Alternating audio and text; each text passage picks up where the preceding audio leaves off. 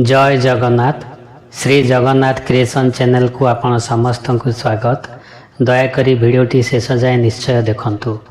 महाभारत कथा प्रथम भाग व्यास और गणेश महाभारत लेखन कथा। जेतेबेले ऋषि व्यास महाभारत लेखिबाकू बसिले तांकू लेखिबारे असुविधा हेउथिला। ए असुविधा तांको चिंताधारार अभाव हेतु नुहे, बरम तांको मनरे अनेक चिंताधारा भावना एवं घटनारे परिपूर्ण थिबा जोगु असुविधा हेउथिला।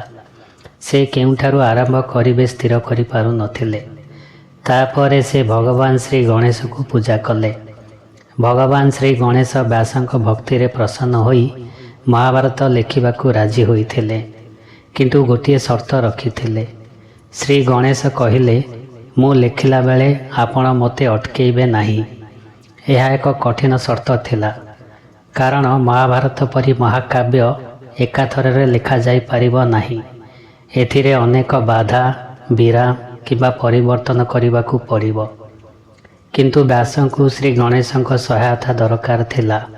सेथिपाई से शर्तरे राजी होई कहिले, हे महान बुद्धिर स्वामी, मु आपणक शर्त मानु अछि, किंतु आपण केवल सेतेबेले लेखिबे जेतेबेले आपण श्लोकर पूरा अर्थ को बुझी पारिबे। भगवान गणेश व्यासंक कथारे राजी होइथिले एवं महाभारत लिखिबा आरंभ कले।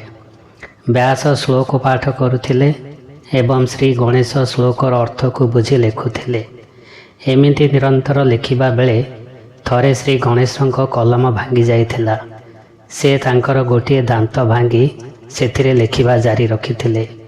एही परि भावे महाभारत परि महाकाव्य लिखा जाइथिला। आजि पई एतिकी, पुणी देखा नेक्स्ट वीडियो रे।